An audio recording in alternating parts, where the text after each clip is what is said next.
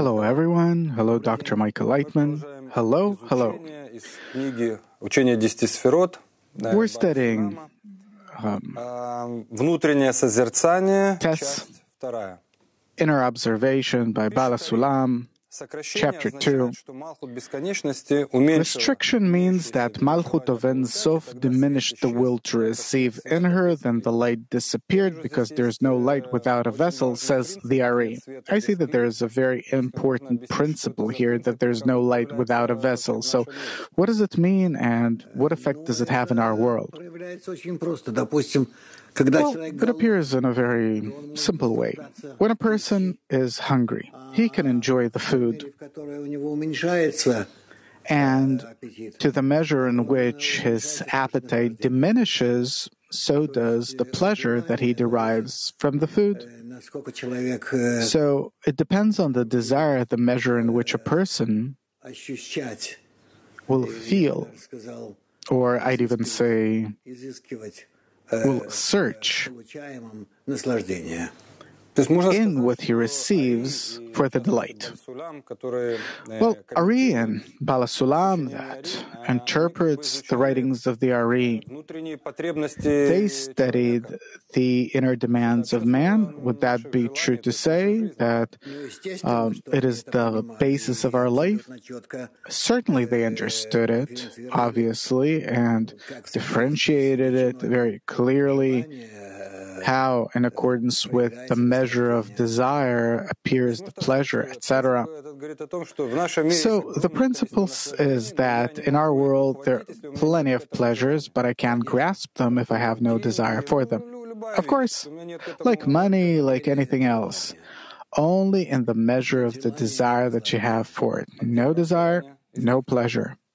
Okay, where do I get the desires if I don't have them? That's a problem. We see, for example, elderly people or people that for some reason their desire is shot, gone, they're depressed, how miserable they are, and what are they willing to do in order for their desire to reappear in them. Is it realistic? I mean, if you have a kilogram of desire for something to double it, is it possible? Well, doctors, scientists try to. Well, that's a separate topic. Then he writes the following, that then, after she had the Malchut of Ein Sof diminished the will to receive, consequently, the light departed from there, for it is already known that the light depends on the desire, and the desire is the place of the light, for there is no coercion in spirituality.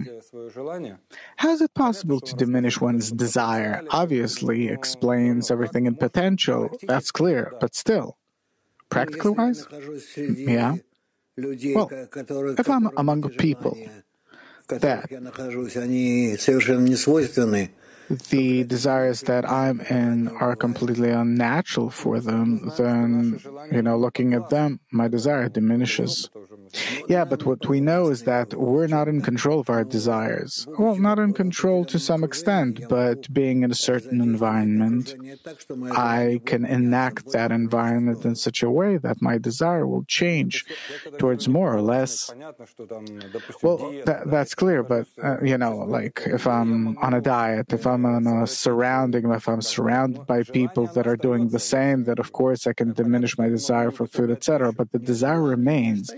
No, the desires, they remain. We're not talking about their disappearance. But he says about restricting the desire. To restrict means to diminish. So what's that principle that there's no coercion in spirituality? That no one's going to force you to decrease the desire, restrict it, or to the contrary, increase it. It depends only on a person's own decision.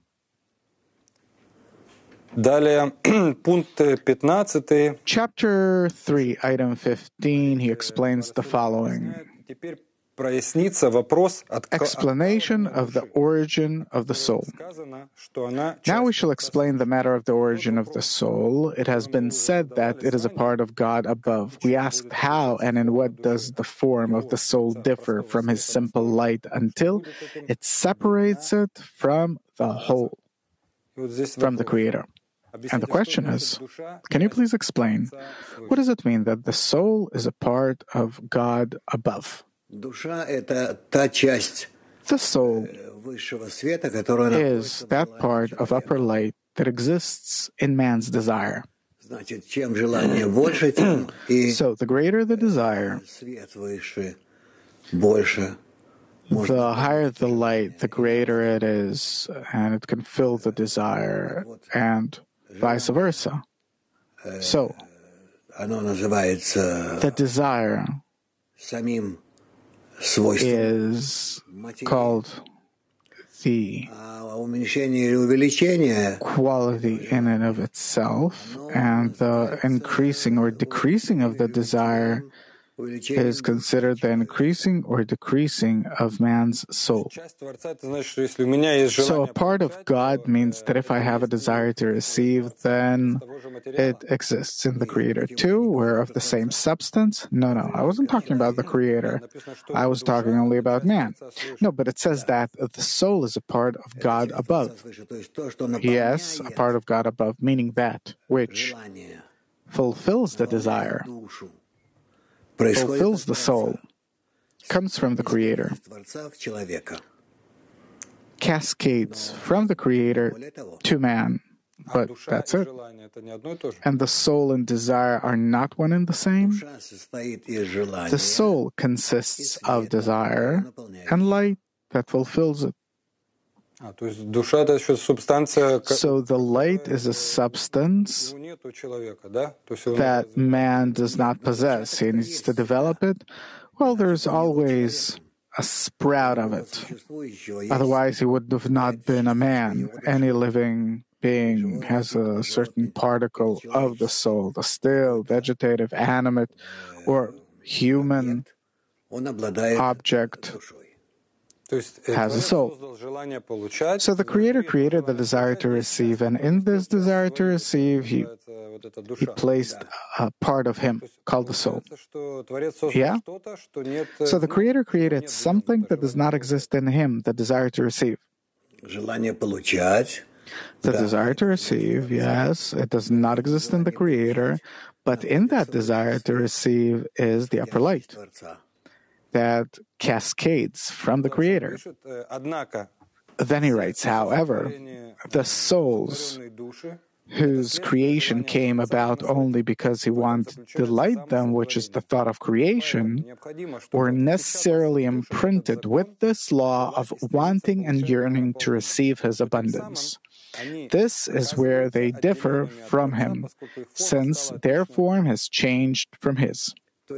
Meaning the Creator created the desire to receive pleasure. This desire to receive pleasure exists in the souls, and each according to its measure. Afterwards, the greater the desire to receive pleasure, and correspondingly, the fulfillment could be greater, the more the soul is fulfilled, and to the contrary, the smaller the soul, the smaller the fulfillment can be, etc. So we see a very important principle, basic principle that is expressed in our life too, that we can receive pleasure only by the presence of the Creator. Everything else is less. Absolutely. On the one hand, meaning the Creator has created the purpose of creation, meaning that we, to begin with, need to be fulfilled by His presence to enjoy that, and anything smaller than that in our world is not taken into consideration. Yes, on the one hand. On the other hand, he says that by creating the desire to receive pleasure in us, this separates us from Him. Yes, on the one hand, this desire defines the intensity of the soul, and on the other hand, it separates us from the Creator. So what do? You don't do nothing? This is what the wisdom of Kabbalah exists for, a method for which we can increase our soul, and by it, not to annihilate, but to come closer to the Creator. So it's a special system of reception, where on the one hand you receive pleasure from the Creator, and on the other hand, you are in equivalence of form with Him. Yeah. Then he writes, it has already been explained that a corporeal essence is separated and divided by the force of motion and remoteness of location. Spiritual essence is separated and divided by disparity of form. According to the measure of disparity of form from one another, so is the measure of the distance between them. If the disparity of form comes to complete oppositeness from one extreme to the other, they become completely severed and distinct to the point where they can no longer suckle from one another, for they are regarded as alien to each other, meaning that we can't feel the Creator at all. Yeah? Is there some other reality in which we're even more opposed to the Creator, or this the extreme point? Man is completely opposite to the Creator according to his nature. There's nothing more remote from the Creator, and therefore in the future, as a result of one's correction, there's nothing closer to the Creator. So from all other forms of nature, still vegetative animate, yes. So man, he is most distant from the Creator by quality, according to his qualities, and this called our world the most remote state, or is there something worse? No, there's nothing worse. And our entire human development, are we moving away or coming closer to the Creator? We, by moving away, are coming closer. Meaning, I'll explain. We acknowledge ourselves as constantly moving away from the Creator, meaning not being similar to Him. Along with it, we have the ability to become like Him. And in that is the paradox of our development. So, when we develop naturally, then we move further and further away because this desire to receive in us becomes ever greater. Yeah. But on the other hand, there's some kind of opportunity, ability to come closer, as it says, Kol hagadol michavero, itzro gadol mimeno, which means anyone who's greater than his friend, his desires are greater than his.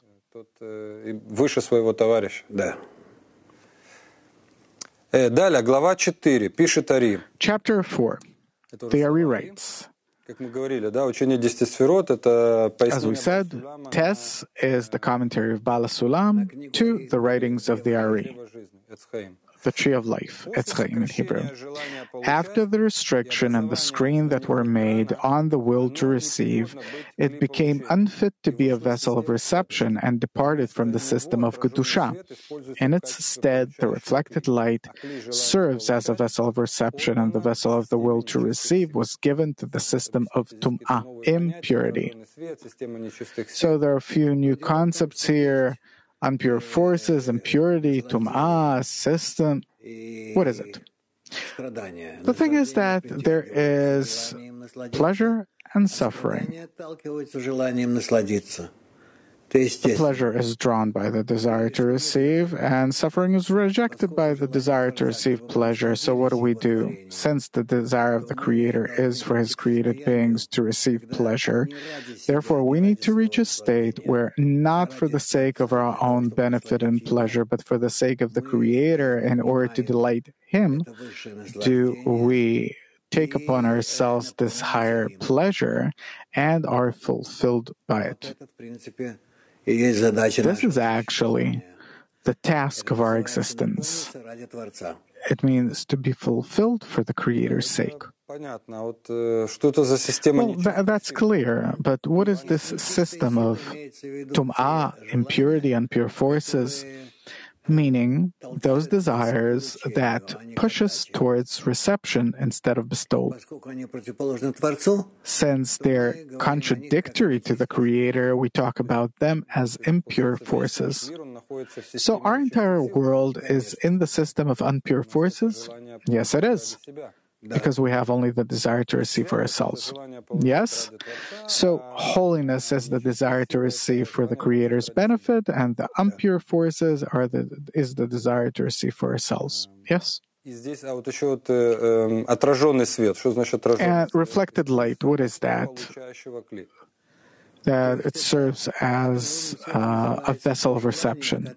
Reflected light is that desire which can reject the pleasure even though that it really wants it, but in order to come closer to the Creator and not to the pleasure, it rejects, pushes away that pleasure, and what happens is that as a result of the rejection of the upper light, or the rejection of the desire, or restriction of the desire, it is that condition under which the created being comes closer to the Creator. So the reflected light, can we say that it is pleasure from bestowal? Yeah. If I give someone and enjoy it, that's reflected light. Yeah. Is it felt inside a person? Of course. Pleasure and suffering are felt only inside a person. Item 17. Bala Sulam explains, now you can understand the root of the corruption that were incorporated promptly in the thought of creation, which is to delight his created beings. After the cascading of the 5 general worlds, he explains, and he says, the Creator has made them one opposite the other. In that state, the turbid corporeal body is set before us, of which it was said, for the inclination of a man's heart is evil from his youth. This is so because its entire nursing from its youth is from the east of the klipot. So here he explains the principle that man, to begin with, is created in the desire to receive. All of these man's inclinations, meaning man's heart. And he says that from here you can understand the root of all corruptions, meaning of all suffering, of all problems. The root of all problems are only in the desire to receive, in the desire to receive pleasure for one's own sake, benefit. Yeah? Meaning not to simply enjoy, but enjoy for my own sake. Okay? I don't know, so what did he create these desires for then? In order for us, in contrast with this desire to receive, what we would enjoy is the desire to bestow that will delight others. Yeah? That we'd rise above our desire to receive pleasure for ourselves and would turn this desire into a desire to bestow. And then he says that's why the kalipot are called dead, since by the oppositeness of their form to the source of light, they are torn from him, and there is nothing of his abundance in them. Therefore, all people are the complete opposite of the Creator and cannot grasp him. So can we say that we're dead? Of course we're dead. Spiritually, we're dead. Well, compared to what Bala Sulam and the Ari say, then if a person receives pleasure for his own sake, these desires are then called dead? Yes. And then he says, hence the body too, which feeds on the yeast of the klipot, is also severed from life and is filled with filth. And all of this is because of the will to only receive and not to bestow that is imprinted in it. Its desire is always open to receive the whole world into its stomach. Yes, that's our body, meaning desire. Not the flesh and blood body, of course, but this is our desire. It is constantly aimed at fulfilling itself. And what is this state where a person really dies if we're already dead? Well, dead in the spiritual meaning of the word, that we're not bestowing, but that we're receiving, and that therefore we're considered spiritually dead. It also says that that's why the sinners in their lifetime are called dead. Right, their flesh body is alive and everything, but they're called dead because they're not giving, but receiving. The wicked, meaning that they're the opposite of the Creator by quality. And he says that, but the righteous who engage in Torah and Mitzvot not in order to receive reward, but to bestow contentment upon their Maker, thus refine their bodies and invert their vessels of reception to the form of bestowal. Right. So what is this method of Torah and Mitzvot? With the help of some miracle, some special upper force called Torah and Mitzvot, commandments, man or people can invert themselves from their desire to receive to the desire to bestow, and this way, by it, become like the Creator. So I once heard you say that the Torah is the method of how to receive the light, meaning that it is possible to awaken upon ourselves the influence of the upper life so that it will change man's nature from reception to bestowal, and then man will live. This will be called life then. Well, I think that we'll conclude here. I think we went over a lot. So good luck to you. Thank you. All the best.